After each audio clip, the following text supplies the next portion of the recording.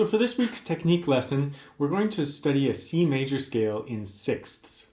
So we're going to have a discussion about the technique involved in practicing the scale, but also the theory involved and why the bottom note isn't C, for example, and some things about music theory as well. So watch the video for free, and you can just pick up the scale and pick up the tips for free. But if you're interested, this comes from my technique book, which has hundreds of exercises for the right and left hands. And it has a couple pages on scales in thirds, sixths, octaves, and tenths. I've been trying to make these weekly technique lessons. So every week we look at some kind of aspect of guitar technique. And then even if you don't practice the exercises, just following along with the video and picking up the tips or the perspectives on what we do when we practice, I think can be very helpful. First, let's just talk about why we would study scales in sixths. Well, there's a couple of reasons. A couple of weeks ago, I did the lesson on the scale in thirds, and we talked about why that's beneficial to your technique and to your knowledge of music theory. And the same applies to this scale. On the one hand, when you study scales in thirds, it's good for your compact hand position and technique. As you expand to sixths, the spacing gets a little bit wider, so that's kind of interesting. It's an expansion of the same technique. As you go to octaves and tenths, you get even bigger stretches. So it's almost like putting stretch exercises into the context of music theory. The other reason it's good for you, so it's good for your technique, of course. All these kinds of things are. But it's also good for your knowledge of music theory. When we play through a scale in thirds or in sixths, we are actually playing through the harmonized major scale. So it's a major chord followed by a minor chord, minor, major, major, minor, minor, major, and then the same up to the next octave. So we'll talk about that in just a second. So first thing, I'll show you the scale a little bit slower this time, and you can study it a little bit if you want to pause the video, and then we'll talk about all the things we need to talk about. So we start off with E and C, and we'll talk about why the bass note is E in just a moment. But E and C, F and E, G and E, A and F. So there we slide up. You could close the A on the sixth string if you wanted, but I'm using the open A. And that way 1 is available for here, and 3-2 is available for here. That fingering is important because you run into problems if you try to just do it all in first position. Because we always want to be using free fingers, so sometimes we have to slide a finger up. That way 1 can be used there, and 3-2 here.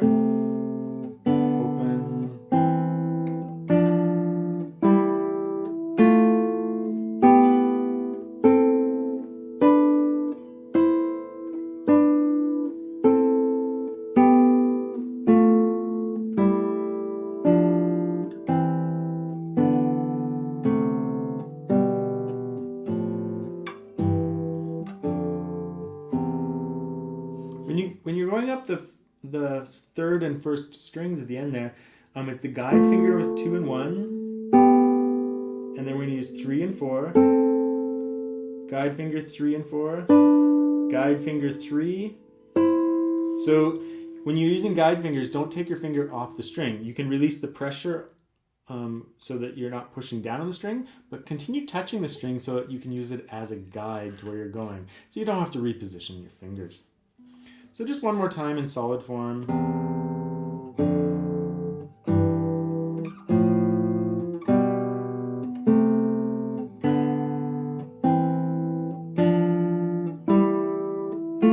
Guide fingers. Guide, guide, guide, guide, guide.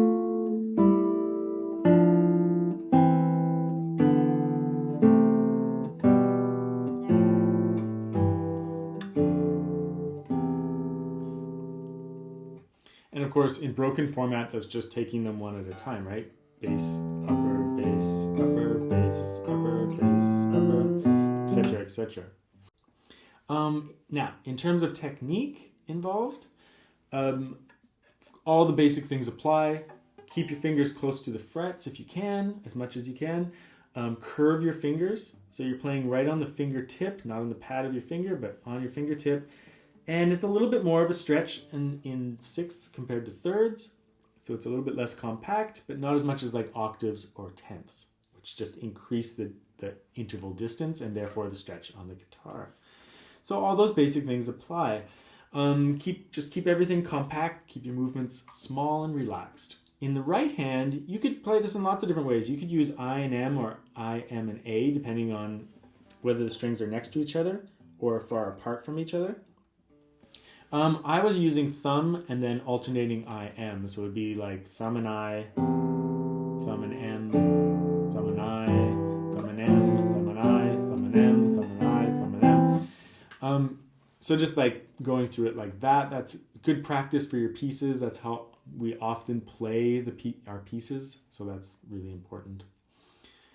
But you can also just use your fingers as well. So when the strings are close together, I'd use I, M, and when there's a string in between them, you can use I and A.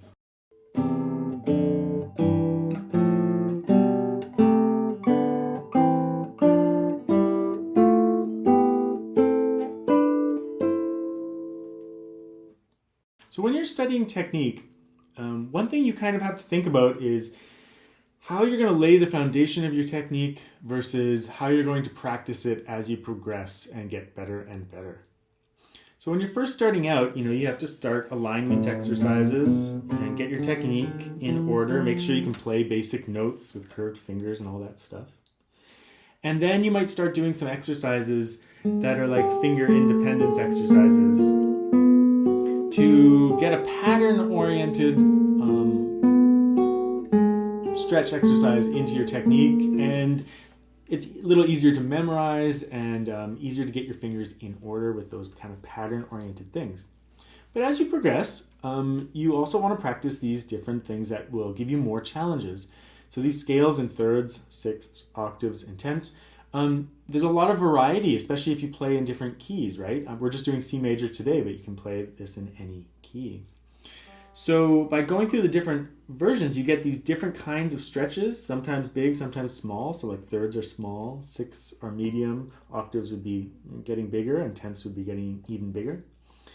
And it puts it into a musical context. So there's lots of variety. There's lots of things to think about with both hands. And it also tests your, some music theory knowledge, especially if you're not just blindly following like my fingerings in my book, but if you actually kind of like think like C chord, D minor, E minor, F major, G major, etc., then you're engaging with music theory a little bit. And even if you don't understand the theory, you don't have to worry about it too much. Practicing your scales and thirds will teach you what thirds are, and you'll kind of get it into your ear and get it into your hands. And then if you study some music theory later, you will understand all the theory behind it. But also just like if you practice the technique, when you see these things in your music, it's pretty easy to notice a passage in thirds or sixths because it'll look just like your scales, and you'll see it in the music, and you'll hear like, oh, that sounds really similar. And then you'll be prepared for when it occurs in your music. So it gives you this like awesome variety way to practice your technique and to engage with music and just to keep your mind really developing and interested, and also develop your reading and your knowledge of the guitar fretboard.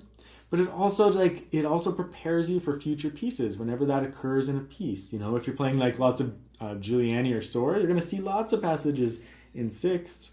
You'll see it all over the place. In Giuliani, he's got whole studies in thirds, sixths, octaves, and tenths.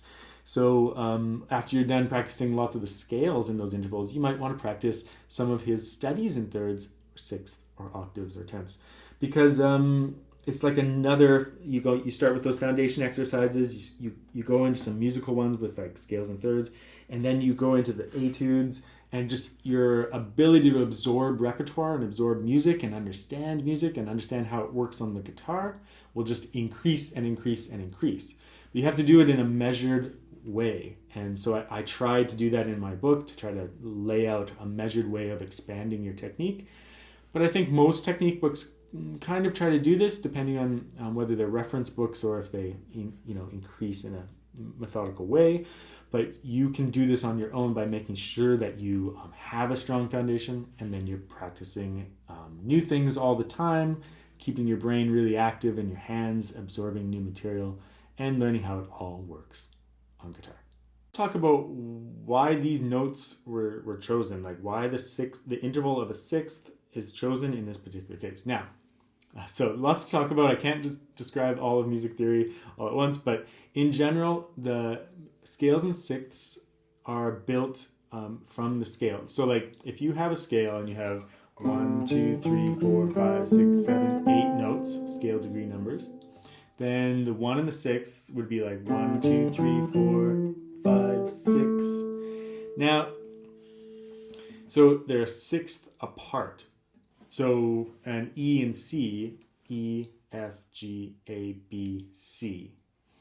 So they're all a sixth apart on the staff and in music notation. So why is E the bottom note? Let's just answer that right off the bat.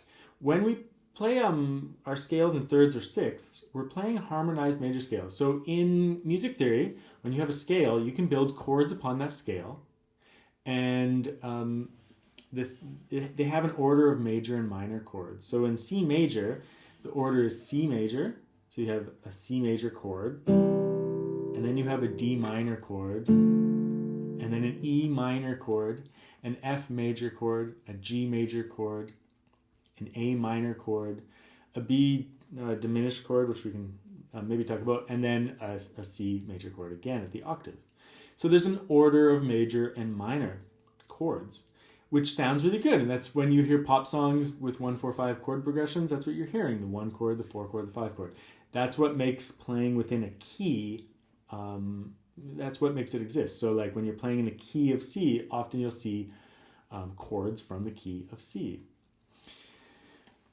That's like the quickest music theory lesson ever. There's so much more to talk about, but that's the basic idea. So the reason we're starting with E in the bass here is that we want a C major chord to begin with. So when we play in a scale in thirds, it's C and E, D and F. And when you play it in sixths, it's E and C and F and D, which are the same notes because thirds and sixths are inverted. When you turn them upside down, you get the same thing.